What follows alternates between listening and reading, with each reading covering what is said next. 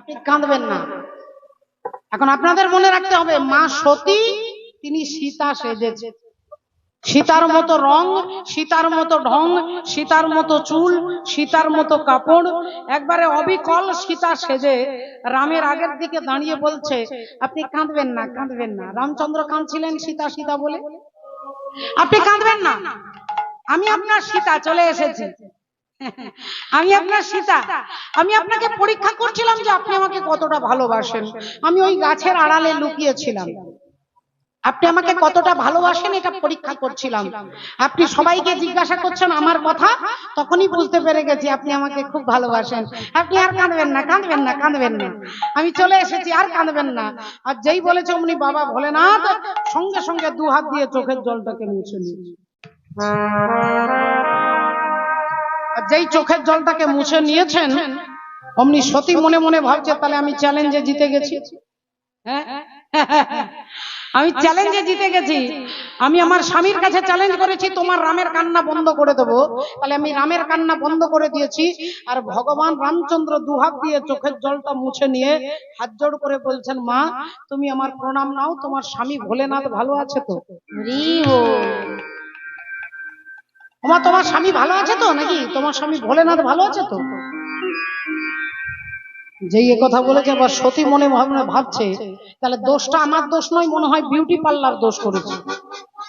আমি ২৫০০ টাকা খরচা করে সীতা সেজে এসেছি, সীতার মতো রং, সীতার মতো ঢং, আর ইনি আমাকে দেখার সাথে সাথে বলছে তুমি আমার প্রণাম নাও, তোমার স্বামী ভোলেনাথ ভালো আছে। এই তখনই একটু ঘাবড়ে গেছে, মানে বলছে আপনি আপনি কি করে জানলেন আমি আপনার সীতা নই? ভগবান রাম বললেন মা যিনি আমার সীতা তিনি আমার পেছনে দাঁড়ায়, আগে দাঁড়ায়। রামের পেছনে সীতা, সীতার পেছনে লক্ষণ, তাহলে আগে লক্ষণ তারপরে সীতা তারপরে রাম। লক্ষণ হচ্ছে গুরুতত্ত্ব, আগে গুরু তারপরে সীতা হচ্ছে ভক্তি, গুরুর কৃপার পরে হবে ভক্তি, আর ভক্তির পরে ভগবান। তাহলে তুমি কেমন সীতা, তুমি রামের আগের দিকে দাঁড়িয়ে আছো। আর যেই এ কথা বলেছে মা সতী অমনি তাড়াহুড়ো করে সোজা ছুট ঘরে। আর এদিকে বাবা ভোলেনাথ কৈলাস পর্বতে বসে চোখ বন্ধ করে এতক্ষণ টিভিতে সিরিয়াল দেখছিলেন যে দেখি ওখানে কি হচ্ছে, চোখ বন্ধ করে দেখছিলেন। আর যেই সতী কাছে এসেছে অমনি ভোলেনাথ বললেন সব ঠিক আছে তো? সব ঠিক আছে তো? বললেন একবারে ঠিক আছে, সব ঠিক আছে। কি হলো ওখানে? কি আর হবে, আপনি যাকে দিন রাত্রি প্রণাম করেন সে তো আমাকে প্রণাম করলো, আপনি যাকে প্রণাম করেন সে আমাকে প্রণাম করলো। তারপর না, তারপর কি হবে? আমি আপনার কাছে চলে এসেছি। এই বসে যেই শিব ঠাকুরের বাম দিকে বসতে যাবে, এতদিন স্বামীর বাম দিকে বসতেন তাই নিজের জায়গাটা খুব ভালো করেই চেনা আছে।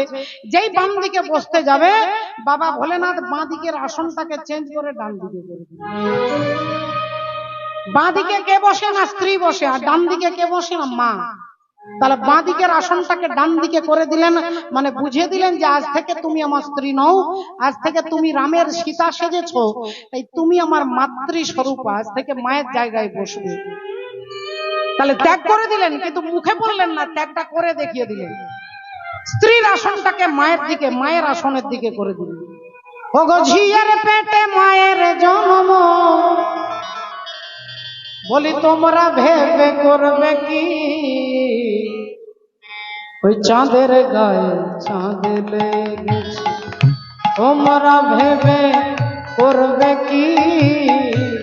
চাঁদের গায়ে চাঁদ লেগেছে, তোমরা ভেবে করবে কি? চাঁদের গায়ে চাঁদ লেগেছে। ওগো ঝিয়ের পেটে মায়ের জন্ম, ঝিয়ের পেটে মায়ের জন্ম, তোমরা ভেবে করবে কি? চাঁদের গায়ে চাঁদ লেগেছে, তোমরা ভেবে করবে কি? চাঁদের গায়ে চাঁদ লেগেছে। 6 মাসের এক কন্যা ছিল,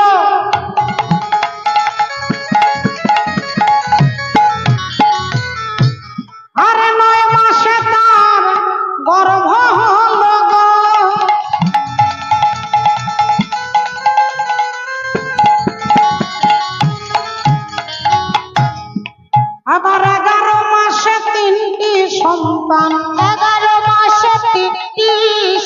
কানে কোনটা করবে ফকিরি চাঁদের গায়ে চাঁদ লেগেছে তোমরা হেরে করবে কি চাঁদের গায়ে চাঁদ লেগেছে তোমরা হেরে করবে কি চাঁদের গায়ে চাঁদ লেগেছে।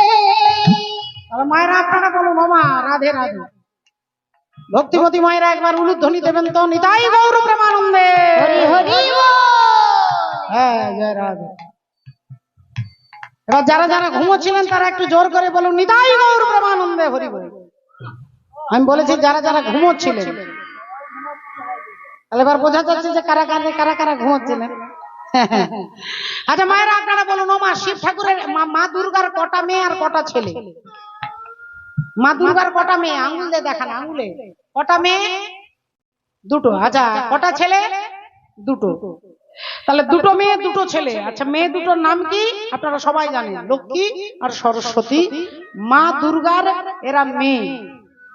এবার মা দুর্গাকে সৃষ্টি করলো কে না তিনজন দেবতা, ব্রহ্মা বিষ্ণু মহেশ্বর। এই ত্রিদেব তিনজন দেবতা মা দুর্গাকে সৃষ্টি করলেন। মা দুর্গা অসুরকে মহিষাসুরকে বধ করলেন। বধ করার পরে গেলেন ব্রহ্মার কাছে, গিয়ে বললেন আপনি আমাকে গ্রহণ করুন। ব্রহ্মা বললেন তোমাকে আমি সৃষ্টি করেছি, আমি তোমার বাবা, তুমি আমার মেয়ে। মা দুর্গা চলে গেলেন ভগবান বিষ্ণুর কাছে, বললেন তুমি আমার মেয়ে, আমি তোমার বাবা। মা দুর্গা চলে গেলেন বাবা ভোলেনাথের কাছে যে আপনি আমাকে গ্রহণ করুন, নইলে আমি আত্মহত্যা করব। ভোলেনাথ বললেন ঠিক আছে আমি তোমাকে গ্রহণ করব, তবে তোমার দেহটা 108 বার পাল্টাতে হবে। 108 বার যদি পাল্টাতে পারো তারপরে আমাকে স্বামী রূপে পাবে। তাই মা দুর্গা 108 বার দেহত্যাগ করে ভোলেনাথকে স্বামী রূপে পেলেন। তাহলে মা দুর্গার বাবা হচ্ছে ভগবান বিষ্ণু। আচ্ছা ভগবান বিষ্ণুর স্ত্রীর নাম কি? ভগবান বিষ্ণু যিনি তার স্ত্রীর নাম কি? যারা যারা লক্ষ্মীর ভান্ডার পান খুব ভালো করে বলতে পারে। হ্যাঁ মা লক্ষ্মী দেবী। তাহলে ভগবান বিষ্ণুর স্ত্রী হচ্ছে লক্ষ্মী। তাহলে ভগবান বিষ্ণু যদি মা দুর্গার বাবা হয়, তাহলে বাবার স্ত্রী কে হবে? আপনার বাবার স্ত্রী আপনার কে হয়? মা হবে না? তাহলে ভগবান বিষ্ণু যদি বাবা হয় আর বিষ্ণু স্ত্রী যদি লক্ষ্মী হয়, তাহলে মা দুর্গার মা হয়ে যাচ্ছে না লক্ষ্মী? এক্ষুনি 1 মিনিট আগে আপনারা বললেন মা দুর্গার মেয়ে লক্ষ্মী, আবার এক্ষুনি হয়ে গেল মা দুর্গার মা লক্ষ্মী। এই কারণে বলছে ঝিয়ের পেটে মায়ের জন্ম, ঝিয়ের পেটে মায়ের জন্ম তোমরা ভেবে করবে কি? হরি বল। চাঁদের গায়ে চাঁদ লেগেছে তোমরা হেরে করবে কি চাঁদের গায়ে চাঁদ লেগেছে। হরি বল রাধে। শ্রদ্ধেয় ভক্ত মন্ডলী, ভক্তিবতী মায়ের। তাহলে আসুন আজকে দেখুন ঘটনা কি ঘটলো। এই যে আসনটাকে চেঞ্জ করে দিলেন ডান দিকে, অর্থাৎ ভোলেনাথ তার স্ত্রীকে ত্যাগ করে দেখিয়ে দিলেন, মুখে কিছু বললেন না। আর এদিকে প্রজাপতি দক্ষ রাজা, যার কথা আপনারা শুনছিলেন, সেই দক্ষ রাজা ওই একটা জায়গাতেই পড়ে আছে যে আমাকে দেখে প্রণাম করলো না, আমাকে দেখে নমস্কার করলো না, আমাকে দেখে মাথা নিচু করলো না। অহংকারী তো, অহংকারী ব্যক্তি। তাই সে ভাবছে আমাকে দেখে প্রণাম করলো না আমার জামাই, আমাকে দেখে উঠে দাঁড়ালো না আমার জামাই, আমাকে দেখে হাত জোড় করলো না আমার জামাই, তাহলে এ তো চরম অপমান করেছে, আবার আমার অনুমতি ছাড়া এখান থেকে বেরিয়ে চলে গেল। এই একটাই কথা মাথায় ঘুরছে। আর এদিকে সমস্ত দেবতারা দেবর্ষি নারদকে পাঠিয়ে দিয়েছে। দেবর্ষি নারদ এসে দাঁড়িয়েছেন, নারায়ণ না। কি ব্যাপার প্রজাপতি, আপনার মুখটা শুকিয়ে গেছে, মনে হচ্ছে আপনি কোনো টেনশনের মধ্যে আছেন। বলেন আর বলবেন না, আমার এই যে ছোট লোক জামাই আছে না, ওই ভাঙড় ভোলা শিব, আমি ভৃগুমুনির যজ্ঞে গিয়েছিলাম, আমাকে দেখে সবাই প্রণাম করলো, সবাই উঠে দাঁড়ালো, কিন্তু আমার ওই ছোট লোক ওই ভাঙড় ভোলা শিব আমাকে দেখে উঠেও দাঁড়ালো না, নমস্কারও করলো না, মাথাটা নিচু না করে বিনা অনুমতিতে বেরিয়ে চলে গেল। তাহলে আমাকে এত বড় অপমান করেছে।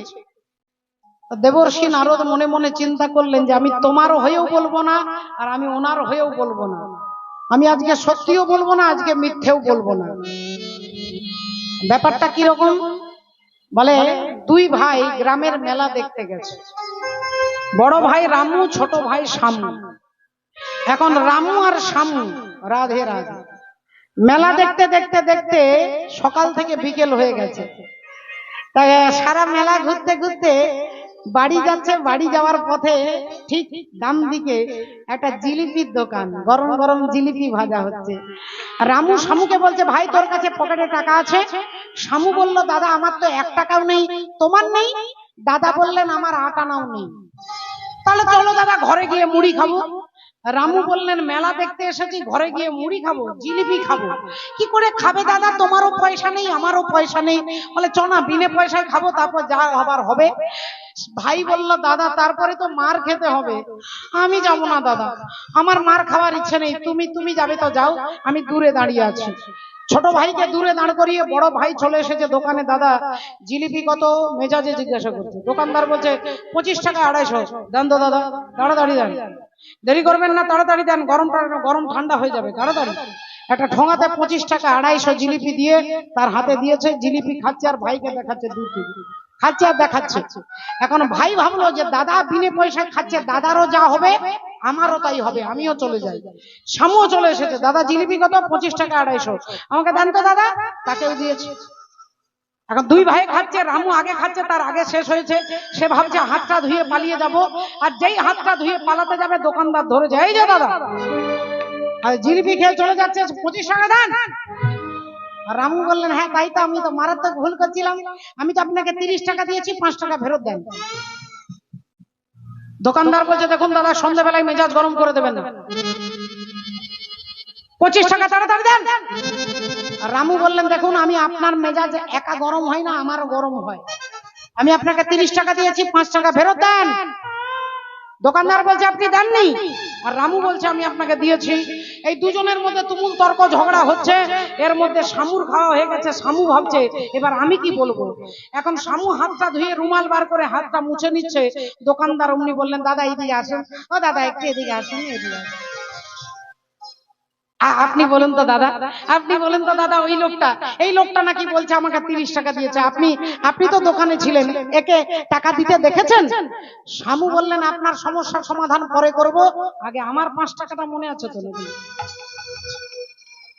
আমার 5 টাকাটা মনে আছে তো নাকি? না আমাকেও একই কেসে ঢুকিয়ে দেবে, আমাকেও বলবেন যে আমি আপনাকে 30 টাকা দিইনি।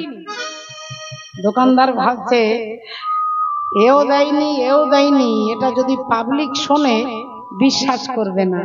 তাড়াতাড়ি দোকানদার বলছে, হ্যাঁ দাদা আপনারটা মনে আছে, আপনি আমাকে 30 টাকা দিয়েছেন, এই নিন 5 টাকা ফেরত নেন। এবার বলুন তো দাদা, এই লোকটা আমাকে 30 টাকা দিয়েছে, আপনি দেখেছেন? শামু তখন বলছে, মা কালী দিব্যি করে বলছি, যেমন আমি দিয়েছি তেমনি উনি দিয়েছে। যেমন আমি দিয়েছি মানে আমিও দিইনি আর উনিও দেননি, যেমন আমি দিয়েছি তেমনি উনি দিয়েছেন। তাহলে এটা মিথ্যেও নয় আর এটা সত্যিও নয়। দেবর্ষি নারদ তিনি তো জানে যে শিব ঠাকুর ওনাকে অপমান করেননি। শিব ঠাকুর ধ্যানের মধ্যে ছিলেন, ধ্যানে ভগবানকে দর্শন করছিলেন, আর দক্ষ প্রজাপতি ভাবছে যে আমাকে অপমান করেছে। তাই নারদ মুনি বললেন, ঠিক আছে আপনাকে যেমন অপমান করেছে, আপনিও একটা কাজ করুন, আপনিও যজ্ঞ করুন, যজ্ঞের সবাইকে নেমন্তন্ন করবেন, শিব ঠাকুরকে বাদ দিয়ে দেবেন। যজ্ঞে সবাইকে নেমন্তন্ন করবেন, শিব ঠাকুরকে বাদ দিয়ে দেবেন। এখন দক্ষ প্রজাপতি ভাবলেন, তাহলে নারদ মুনি ঠিকই বলেছে, আমার লোক, আমার দলের লোক। বললেন ঠিক আছে, তাহলে যজ্ঞ করব, যজ্ঞের নাম হবে শিবহীন যজ্ঞ। সবার নামে নামে চিঠি লিখে দিলেন, চিঠিগুলো নারদ মুনির হাতে দিলেন। যেথা প্রজাপতি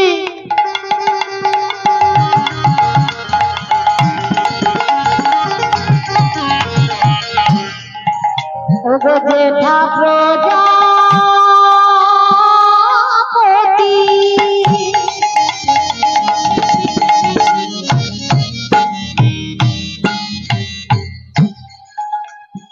অগো চলিলেন তথি, যেথা প্রজাপতি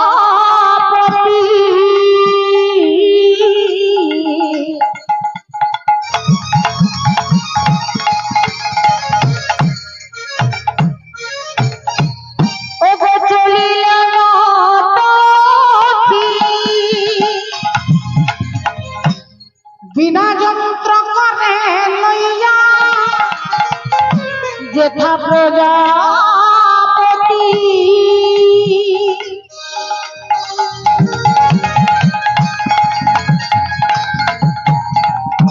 চলিলেন তথি বিনা যন্ত্র করে লইয়া।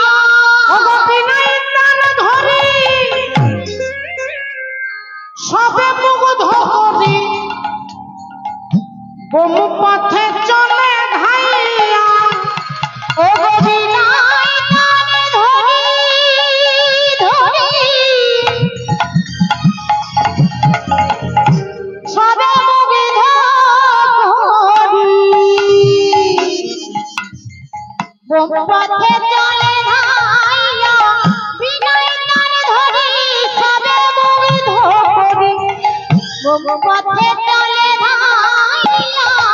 বলি হরি হরি হরি বলে হরি হরি হরি বলে ওগো হরি হরি হরি বলে হরি হরি হরি বলে ও যে নারদ চলে হেলে দুলে হরি হরি হরি বলে নারদ চলে হেলে দুলে হরি হরি হরি বলে নারদ চলে হেলে দুলে হরি হরি হরি বলে নারদ চলে হেলে দুলে হরি হরি হরি বলে নারদ চলে হেলে দুলে হরি হরি হরি বলে হরি হরি হরি বলে বিনয় প্রাণ ধরি সবে মুগ্ধ করি বহু পথে চলে ধাইয়া।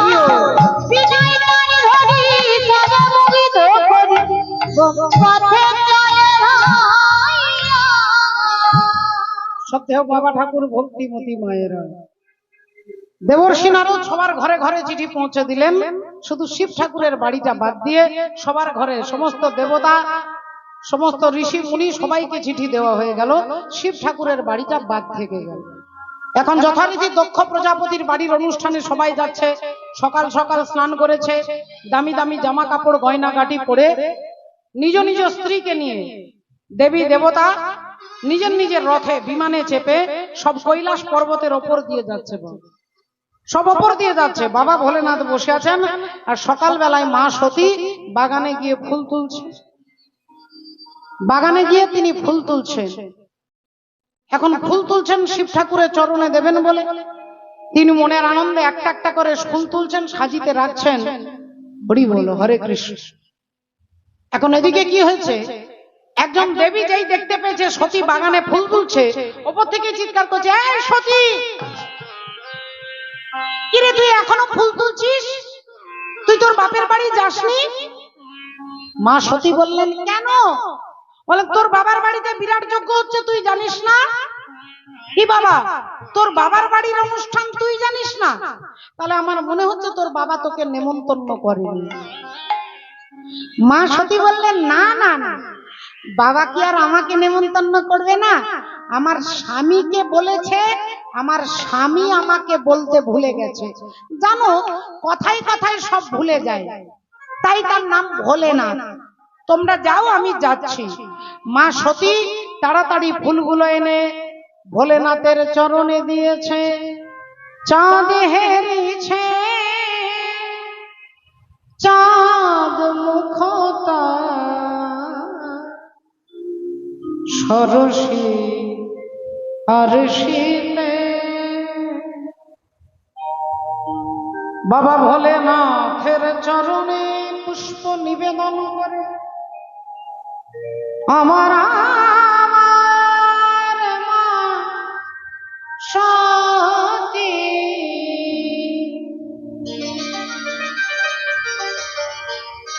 ভোলেনাথের চরণে ফুলগুলো দিয়েছেন। এবার প্রণাম করে জিজ্ঞাসা করছে, স্বামী একটা কথা বলবো। কি কথা? বলছে, আমার বাবার বাড়িতে নাকি বিরাট বড় অনুষ্ঠান হচ্ছে, আপনি কি জানেন? বাবা তো মিথ্যেবাদী নয়। বলেন, হ্যাঁ জানি। তাহলে আপনি আমাকে বলেননি কেন? আপনি আমাকে বললে তো আমি রাত্রিবেলা থেকেই ব্যাগ ট্যাগ গুছিয়ে রাখতাম, শাড়ি কাপড় জানেবার নিতাম। এখন আমি ব্যাগ গোছাবো না, নিজে শাড়ি পরবো না, নিজে চুন আঁচড়াবো না, আমি এতটা রাস্তা যাব? ভোলেনাথ বললেন, দেখো তোমার বাবার বাড়িতে অনুষ্ঠান হচ্ছে, কিন্তু তোমার বাবা তোমাকে আর আমাকে দুজনকেই বাদ দিয়ে দিয়েছে। সতী বললেন, বাদ দিয়ে দিয়েছে মানে কেন? তাহলে এবার সেই ঘটনায় যেতে হবে। ভৃগুমুনির যজ্ঞে আমরা সবাই গিয়েছিলাম, সেখানে সবাই তোমার বাবাকে দেখে নমস্কার করেছিল, কিন্তু আমি চোখ বন্ধ করে ধ্যানের মধ্যে গোবিন্দকে দর্শন করছিলাম। আমি যে চোখ বন্ধ করেছিলাম, আমি যে তোমার বাবাকে দেখিনি, তোমার বাবা ভেবে নিয়েছে যে আমি ওনার শত্রু। তোমার বাবা ভেবে নিয়েছে আমি ওনার শত্রু, তাই আমাকেও বাদ দিয়ে দিয়েছে। যেহেতু তুমি আমার স্ত্রী, তাই তোমাকেও বাদ দিয়ে দিয়েছে। কিন্তু ভোলেনাথ ইচ্ছে করলে তো বলতে পারতেন যে তোমার বাবা আমাকে ছোট লোক বলেছে, অসভ্য বলেছে, গাধা বলেছে, মূর্খ বলেছে। শ্বশুর বাড়িতে জামাই যদি অপমান হয়ে আসে, শ্বশুরকে কিছু যদি নাও বলতে পারে, জামাই এসে তার রাগটা বাড়িতে এসে কাকে দেখাবে? মা, স্ত্রীকে দেখাবে না? চিৎকার করে বলবে না যে তোমার বাবা আমাকে এটা বলেছে, তোমার বাবা আমাকে এই বলেছে, তোমার ভাই আমাকে এই বলেছে। তোমার বাপের বাড়ির দুয়ারে সরকার যেতে পারে, কিন্তু আমি যাব না, এটা বলবে না? কিন্তু বাবা ভোলেনাথ এগুলো কিছুই বললেন না। বললেন, তুমি বিশ্বাস করো, আমি চোখ বন্ধ করে গোবিন্দকে দর্শন করছি। তোমার বাবা ভেবে নিয়েছে আমি ওনার শত্রু, তাই আমাকেও বাদ দিয়ে দিয়েছে আর তোমাকেও বাদ দিয়ে। মা সতী বললেন, ঠিক আছে ঠিক আছে, আচ্ছা না হয় আমার বাবা আপনাকে ভুলে গেছে, ডাকেনি, তাহলে আমার বাবা কি আপনার গুরুজন নন? আমার বাবা যদি ভুলে যায় আপনি ডাকবেন, যাবেন না? ভোলেনাথ বললেন, তুমি বিশ্বাস করো সতী, তোমার বাবা যদি সত্যি সত্যি আমাকে ভুলে যেত, আমি 100 বার তোমার বাপের বাড়ির দরজায় যেতাম, কিন্তু তোমার বাবা আমাকে ভুলে যায়নি, আমাকে ইচ্ছে করে বাদ দিয়ে দিয়েছে, ইচ্ছে করে বাদ দিয়ে দিয়েছে। হরি বল। ঠিক আছে, আপনাকে যেতে হবে না, আমি চললাম। আপনাকে যেতে হবে না এই বলে মা সতী যে অবস্থাতে ছিল সেই অবস্থায় সোজা ছুটতে শুরু করেছে। ও গো হরি বল, রাধে রাধে। ও ভজনে কেন করো তুমি, কেন করো বিড়ম্বনা? ও ভজনে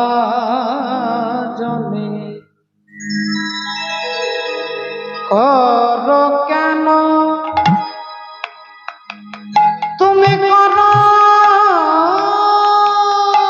কেন বিড়ম্বনা?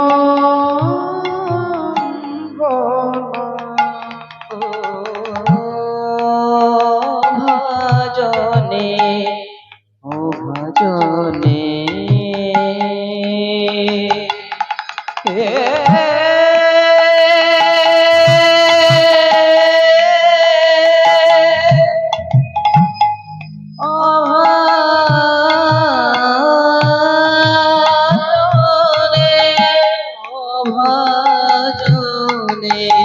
কেন করো, কেন করো বিড়ম্বনা? ও ভজনে কেন করো? তুমি মারিলে মারিতে পারো, তুমি মারিলে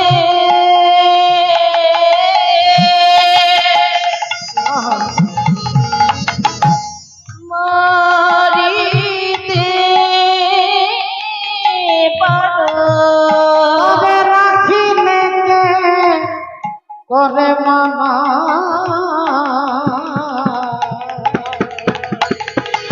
ও ভজনে করো করো কেন করো বিড়ম্বনা? ও ভজনে ভজনে কেন করো, কেন করো বিড়ম্বনা? ভজনে কেন করো, কেন করো বিড়ম্বনা? ভজনে শ্রদ্ধেয় বাবা ঠাকুর, যদি করে থাকি অপরাধ অপরাধ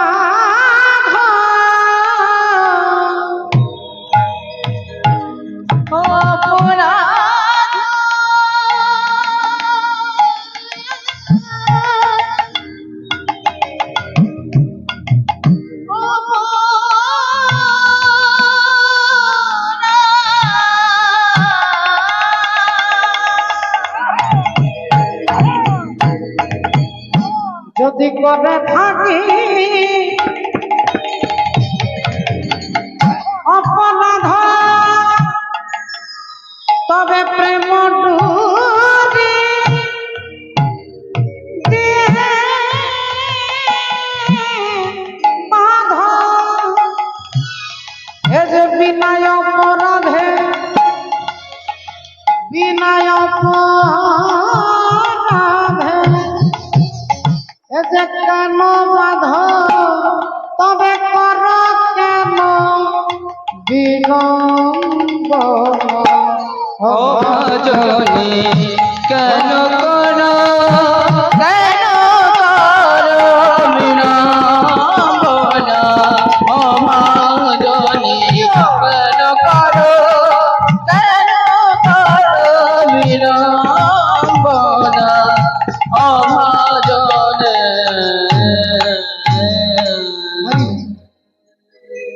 মা সতী কোনো কথা না শুনে যে কাপড়টা পরেছিল, যে অবস্থায় ছিল সেই অবস্থায় ছুটে যাচ্ছে। শিব ঠাকুরকে প্রণাম করে বলছে আমি বিনা নিমন্ত্রণে যাব, আমার বাবা আমাকে দেখলে খুশি হবে, আমার বাবা আমাকে আশীর্বাদ করবে, আমার বাবা আমার মাথায় হাত বুলিয়ে দেবে।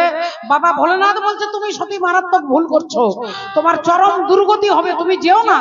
সতী কোনো কথা না শুনে সেই অবস্থায় ছুটতে ছুটতে যাচ্ছে।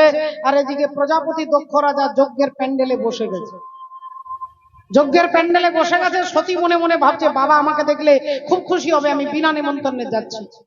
আর যেই প্যান্ডেলের ভেতরে একটা পা বাইরে একটা পা, আর অমনি দক্ষ প্রজাপতি সতীকে দেখে আঙ্গুলটা তুলে বলে উঠলো ওই দেখো চলে এসেছে। ওই দেখো চলে এসেছে। আরে আমি জানি জানি জানি আমি জানি আমি জানি ও আসবে, আমি জানি। আরে ওর স্বামী তো ওকে খেতে দেয় না, ও তো খেতে পায় না, স্বামী তো ভিখারি, নিজেও এখানে খাবে আবার স্বামীর জন্য টিফিন বক্সে নিয়ে যাবে, এখানে দান দক্ষিণা হবে সেটা নিয়ে যাবে, তার জন্য বিনা নিমন্ত্রণে চলে এসেছে। যেই এ কথা বলেছে সোজা সতীর মাথায় যেন মনে হলো বজ্রাঘাত হলো। সতীর মাথায় যেন বজ্রাঘাত হলো। মা সতী চমকে উঠলেন, বুকটা কেঁপে উঠলো, চোখ দিয়ে দরদর করে জল পড়ছে, আর কাঁদতে কাঁদতে বলছে বাবা আমি তোমার ঘরে খেতে আসি নাই বাবা, আমি তোমার ঘরে খাওয়ার জন্য আসিনি বাবা,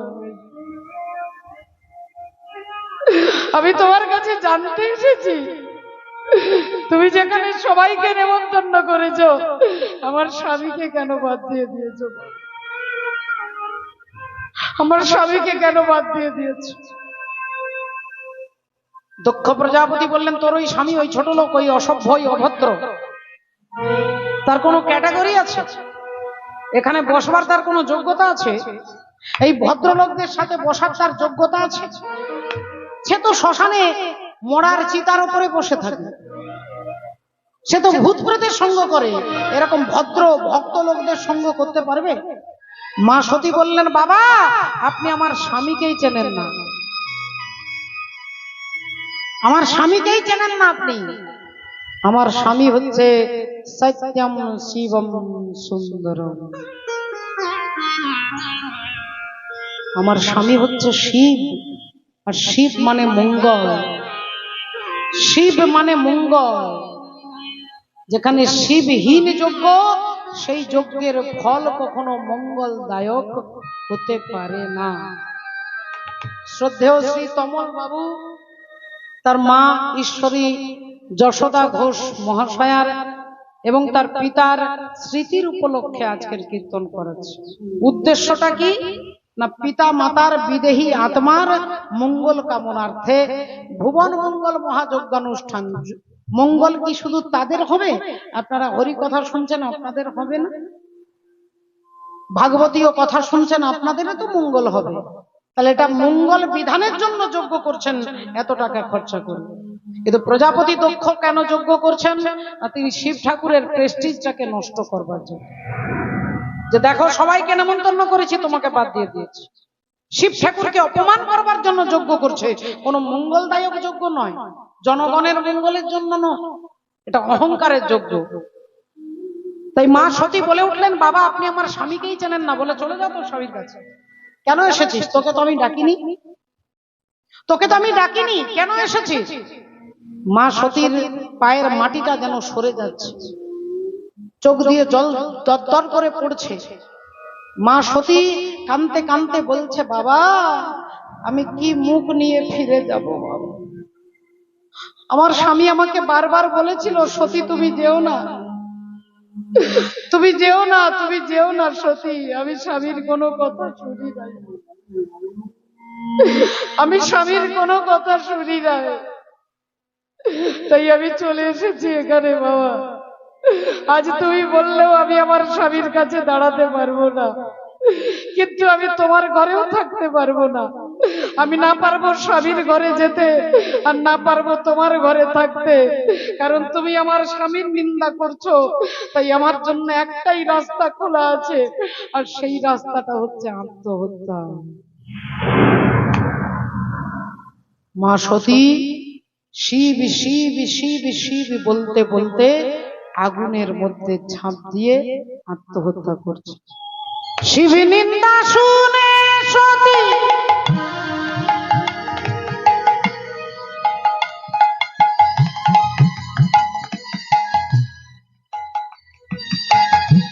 শিব নিন্দা শুনে সতী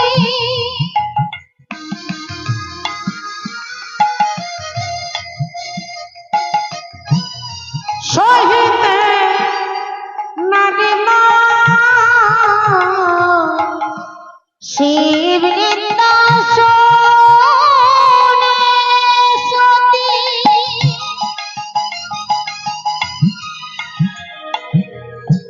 সহিতে নারিল, যজ্ঞকুণ্ডে গিয়ে মাতা আগুনে ঝাঁপ দিল। যজ্ঞকুণ্ডে গিয়ে মাতা আগুনে ঝাঁপ দিল, যজ্ঞকুণ্ডে গিয়ে মাতা আগুনে ঝাঁপ দিল। শিব শিব বলতে বলতে আগুনের মধ্যে ঝাঁপ দিয়ে আত্মহত্যা করলেন। সতী দেহত্যাগ করলেন। যারা যারা এই যজ্ঞে এসেছিল, কেউ বুকে হাত, কেউ মাথায় হাত, কেউ গালে হাত, কেউ হাহাকার করছে, কেউ হাই হাই করে কাঁদছে। আর নন্দী আর ভৃঙ্গি যাদেরকে শিব ঠাকুর পাঠিয়েছিল, যা তোরা মায়ের সঙ্গে যা, মাকে ফিরিয়ে নিয়ে আসবি, সেই নন্দী আর ভৃঙ্গি দেখছে মা সতী দেহত্যাগ করে তার দেহটা পড়ে আছে। নন্দী গিয়ে পা দুটো জড়িয়ে ধরে বলছে, মা এ তুমি কি করলে মা, এ তুমি কি করলে মা?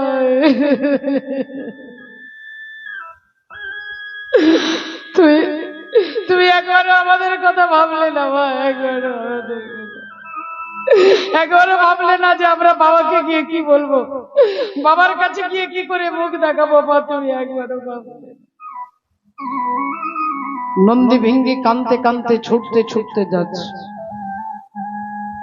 বাবার কাছে গিয়ে খবরটা দিতে হবে। অজ্ঞান হয়ে পড়ে যাচ্ছে, আবার উঠছে, আবার ছুটছে, আবার যাচ্ছে। আর এদিকে বাবা ভোলেনাথ কৈলাস পর্বতের উপরে বসে আছেন, আনন্দ চিত্তে ভগবানের ভজন করছেন। ভগবানের ভজন করছেন, নাম স্মরণ করছেন। ভজ কৃষ্ণ কহ কৃষ্ণ, লহ কৃষ্ণের নাম, ভজ কৃষ্ণ কহ কৃষ্ণ লহ কৃষ্ণের নাম। ভজ কৃষ্ণ কহ কৃষ্ণ লহ কৃষ্ণের নাম। ভজ কৃষ্ণ কহ কৃষ্ণ লহ কৃষ্ণের নাম। ভজ কৃষ্ণ কহ কৃষ্ণ। ও গছে নাম শ্রবণে ধারা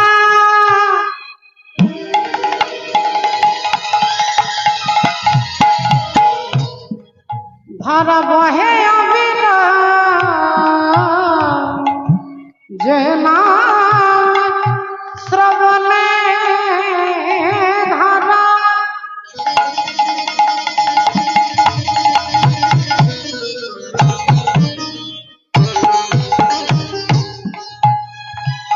ধারা বহে অবিরাম। ওহ কৃষ্ণের নাম। ভজ কৃষ্ণ কহ কৃষ্ণ লহ কৃষ্ণের নাম। ভজ কৃষ্ণ কহ কৃষ্ণ লহ কৃষ্ণের নাম। ভজ কৃষ্ণ কহ কৃষ্ণ লহ কৃষ্ণের নাম। ব্রহ্মা জপে নাম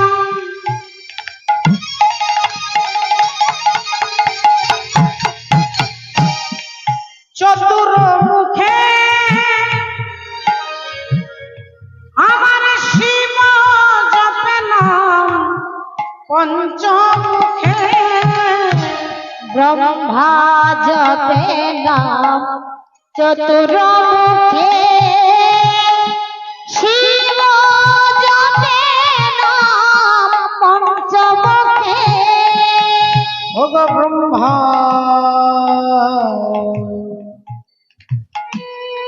জপে নাম চতুর্মুখে। শিব জপে নাম পঞ্চমুখে। আবার নারদ জপে নাম নারদ জপে নাম নাই যে বিরাম। লহ কৃষ্ণের নাম। ভজ কৃষ্ণ কহ কৃষ্ণ লহ কৃষ্ণের নাম। ভজ কৃষ্ণ কহ কৃষ্ণ লহ কৃষ্ণের নাম। ভজ কৃষ্ণ কহ কৃষ্ণ লহ কৃষ্ণের নাম। ভজ কৃষ্ণ কহ কৃষ্ণ লহ কৃষ্ণের নাম। বাবা ভোলেনাথ ভগবানের নাম স্মরণ করছেন। তিনি জানেন ঈশ্বর সর্বভূতানাং, তিনি সর্বভূতে সব জায়গায় বিরাজ করছেন না। তিনি সব জায়গায় আছেন। আপনাকে শুধু বৃন্দাবনে গিয়ে তাকে খুঁজলে হবে না। আপনি আপনার ঘরের মধ্যে ভগবানকে পাবেন। শুধু ঠাকুর ঘরে নয়, তিনি রান্না ঘরেও আছে, তিনি বেডরুমের মধ্যেও আছে। আপনি যেমন ভাবে যে ভাবে তাকে ডাকবেন, তিনি সেইভাবে কৃপা করবেন। একদিন ঘটনাচক্রে দুর্যোধন দাদু ভীষ্মদেবকে বলছে, দাদু কুরুক্ষেত্রে যুদ্ধ হচ্ছে, তুমি আছো আমার দলে, কিন্তু তোমার মনটা আছে পঞ্চপাণ্ডবের দলে। বলে কেন? বলে আমার লোকগুলো সব হাজার হাজার লোক মারা যাচ্ছে, অথচ তুমি আমার জন্য কিছু ভাবছো না, আমার জন্য কিছু করছো না। ভীষ্মদেবের প্রতিজ্ঞা করা আছে যে আমি প্রতিদিন 10,000 লোককে আমি মারবো। 10,000কে আমি আমার বিপক্ষ দলের 10,000 সৈন্যকে তিনি হত্যা করবেন, এটা তার প্রতিজ্ঞা। 5 দিন হয়ে গেছে, দুর্যোধন এসে বলছে তুমি আমার জন্য কিছু করছো না, আমার লোকগুলো মারা যাচ্ছে, তুমি কিছু ভাবছো না। ভীষ্মদেব বলে উঠলেন, ঠিক আছে এক কাজ করো, আগামী কালকের যুদ্ধে পঞ্চপাণ্ডবকে আমি শেষ করে দেবো। কালকের যুদ্ধে পঞ্চপাণ্ডব শেষ হয়ে যাবে, আমি কথা দিচ্ছি তোমাকে। দুর্যোধন জানে যে দাদুর আরেক আসল নামটা হচ্ছে দেবব্রত, কিন্তু তিনি ভীষণ প্রতিজ্ঞা, যে প্রতিজ্ঞাটা করেন সেটা রক্ষা করেন বলে ভীষ্মদেব নাম হয়েছে। আসলে নাম দেবব্রত, পরে হয়েছে ভীষ্ম। ভীষণ প্রতিজ্ঞা, তা প্রতিজ্ঞা করেছে কালকে পঞ্চপাণ্ডবকে মারবে। আমার খুব আনন্দ। বললেন, দাদু তুমি এক কাজ করো না, আমাকে একটা আশীর্বাদ দাও না। তোমার বাবা যেমন তোমাকে আশীর্বাদ দিয়েছিল তুমি ইচ্ছা মৃত্যু হবে, তেমনি তুমিও আমাকে একটা আশীর্বাদ দাও। বিশ্বদেব বললেন, ঠিক আছে, আগামীকাল সকাল ভোর 3টে 15-র মধ্যে তুমি তোমার স্ত্রীকে আমার ঘরে পাঠিয়ে দেবে। স্নান করিয়ে সুন্দর বস্ত্র পরিয়ে তুমি তোমার স্ত্রীকে আমার ঘরে পাঠিয়ে দেবে। আমি তোমার স্ত্রীকে এমন একটা আশীর্বাদ দেব, আর তোমাকে আশীর্বাদ চাইতে হবে না, যাও। দুর্যোধন চলে এসেছে, তার স্ত্রীকে এসে বলছে আজ ভোর 3টের মধ্যে তুমি স্নান টান করে ভালো কাপড় পরে তুমি দাদুর ঘরে যাবে, তোমাকে দাদু একটা আশীর্বাদ দেবে। আর এদিকে পঞ্চপাণ্ডব এক জায়গায় খেতে বসেছে।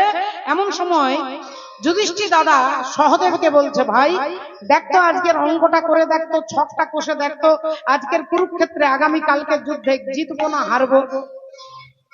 এখন যুধিষ্ঠির, ভীম, অর্জুন, নকুল, সহদেব হচ্ছে সব থেকে ছোট, তিনি বিরাট বড় জ্যোতিষী। এখন তিনি অঙ্ক কষে ছক কষে দেখছে আগামী কালকের যুদ্ধে, কুরুক্ষেত্রের যুদ্ধে আমরা 5 ভাই মারা যাব, কালকে আমাদের মৃত্যু নিশ্চিত। 5 ভাই শুনলেন, শুনে মনটা একটু খারাপ হলেও চিরন্তন সত্যটাকে মেনে নিলেন যে কালকে তাহলে আমরা মারা যাব।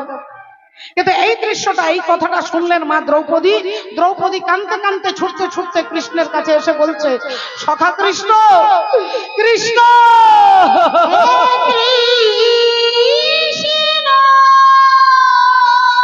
কৃষ্ণ, আমার সর্বনাশ হয়ে গেছে, কৃষ্ণ আমার সর্বনাশ হয়ে গেছে।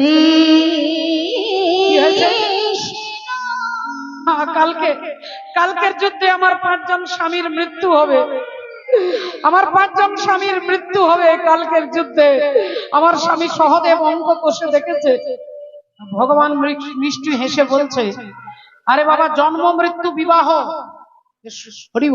3 না জানে বড় হবে, আর জন্ম যার হবে মৃত্যু তার হবে, এটা নিশ্চিত।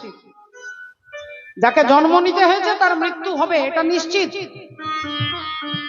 তাহলে যেটা চিরন্তন সত্য সেটা নিয়ে তো তোমার কাঁদলে হবে না। দ্রৌপদী বললেন, কৃষ্ণ এ তুমি কি বলছো?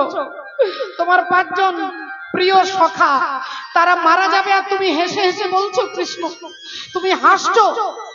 ভগবান বললেন, আরে বাবা, তুমি ব্যাপারটা বুঝতে পারছো না, জন্মটা যেমন সত্য মৃত্যুটাও সেরকম সত্য। দ্রৌপদী বলছে, কৃষ্ণ তুমি এত পাথর হয়ে গেছো, তোমার হৃদয়টা পাষাণ হয়ে গেছে। আমার স্বামী 5 জন কালকে মারা যাবে, আমি কালকে বিধবা হব, আর তুমি এখানে বসে বসে হাসছো। ভগবান বললেন, আচ্ছা ঠিক আছে, বলো বলো কি কি কি কি করলে তুমি খুশি হবে? বললেন, তুমি এমন একটা ব্যবস্থা করো কালকে যাতে আমি বিধবা না হই, কালকে যাতে বিধবা না হই তার ব্যবস্থা তোমাকে করতে হবে। বললেন, আমি তোমাকে গ্যারান্টি দিচ্ছি, কথা দিচ্ছি, কালকে তুমি বিধবা হবে না। একটা কাজ করো, তুমি আজকেই সুইসাইড করো, তুমি আজকেই মরে যাও, তাহলে আর কালকে তোমাকে বিধবা হতে হবে না। কত সোজা সলিউশন দিচ্ছে, দেখছেন তো? বললেন, আমি তোমাকে গ্যারান্টি দিচ্ছি কালকে তুমি বিধবা হবে না, তুমি আজকেই সুইসাইড করো, আজকেই মরে যাও। দ্রৌপদীর অভিমান হলো, ঠিক আছে আমি মরবো। একটা বিশাল আগুন জ্বালিয়েছে, আগুনের মধ্যে ঝাঁপ দেবে দ্রৌপদী, এক পা করে যাচ্ছে। ভগবান পেছন থেকে বলছে, আরে মরবে যখন অন্তত আমার নামটা করে অন্তত মরো, 7 বার অগ্নিটাকে পরিক্রমণ করো, এই নাও আমার কাপড়টা, উত্তরীয়টা ধরো। দ্রৌপদীকে উত্তরীয়টা ধরিয়েছে, দ্রৌপদী আগে আগে যাচ্ছে, ভগবান তার পেছনে পেছনে যাচ্ছে। দ্রৌপদী আগে আগে যাচ্ছে, ভগবান পেছনে পেছনে ঘুরছে। 1 বার 2 বার 5 বার 6 বার, আর 6 বার ঘুরে ভগবান যেই দাঁড়িয়ে গেছে, দ্রৌপদী ঘুরে ভগবানের পেছনে দাঁড়িয়ে গেছে। এতক্ষণ দ্রৌপদী আগে ছিল, ভগবান পেছনে ছিল, ভগবান দাঁড়িয়ে গেছে, দ্রৌপদী ভগবানের পেছনে। এইবার ভগবান নিয়ে যাচ্ছে, উত্তরীয়টা ধরা আছে, ভগবান নিয়ে যাচ্ছে বিশ্বদেবের ঘরের কাছে দাঁড় করিয়েছে। দ্রৌপদী, এক কাজ করো, তুমি তোমার দাদুর ঘরে যাবে, তোমার দাদু তোমাকে আশীর্বাদ করবে, আশীর্বাদটা নিয়ে চলে আসবে, কোনো কথা বলবে না।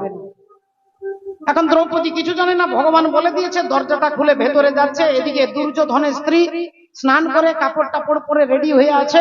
যেই তিনি ঘরের বাইরে বেরোবে, ভগবান এখান থেকে ইশারা করছে, কাকে ইশারা করছেন? হরি বল। চক্রকারী এমন হরি চতুরেরও সার, তার চক্র বুঝতে পারে এমন সাধিকার। যার চক্রে কাটা হয়েছিল নাগকুল, যার চক্রে মান্ডব মুনি পশ্চাৎ ভাগে শুল, যার চক্রে হরিশ্চন্দ্র দানি হলো ঘাটে, যার চক্রে পরশুরাম মায়ের মাথা কাটে। এমন চক্রকারীর চক্র পড়েছে যেখানে, বুঝিতে পারে সে কি মানব জীবন। হরি বল। ভগবান ইশারা করছে দেবরাজ ইন্দ্রকে যে বা শুরু করো বৃষ্টি, সুপার সাইক্লোন। আর দেবরাজ ইন্দ্র ভগবানের আদেশে ঝমঝম করে বৃষ্টি শুরু করে দিয়েছে। দুর্যোধন তার স্ত্রীকে বলছে, আরে বাবা এত তাড়া কিসের, ভিজে ভিজে যেতে হবে না, 1 ঘন্টা পরে যাবে। তার কি হয়েছে, দাদু আশীর্বাদ দেবে তো, 1 ঘন্টা পরে যাবে। এই যে দ্রৌপদী দাঁড়িয়ে, হরি বল, দুর্যোধনের স্ত্রী ভানুমতি দাঁড়িয়ে গেলেন। দুর্যোধন সময়ের মর্যাদাটা দিতে পারলেন না। সময়ের মর্যাদা যদি আমরা দিতে না পারি, সময় একদিন আমাদের মর্যাদা দেবে না। বাবা কেন দিনে ঘুরিতে দিনের সন্ধান, ওগো দিনে থাকিতে দিনের সন্ধান, ও তুই কেন করলি না? ওগো সময় গেলে সাধন হবে না, সময় গেলে সাধন হবে না। ওরে সময় গেলে সাধন হবে না।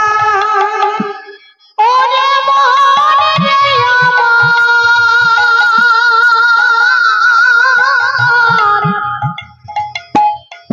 সময় গেলে সাধন হবে না,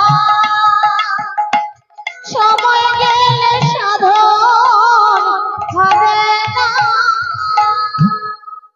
তুমি জানো না মন খালে বিলে,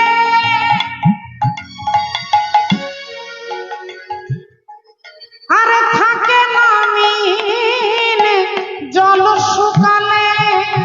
তুমি জানো না মন খালে বিলে,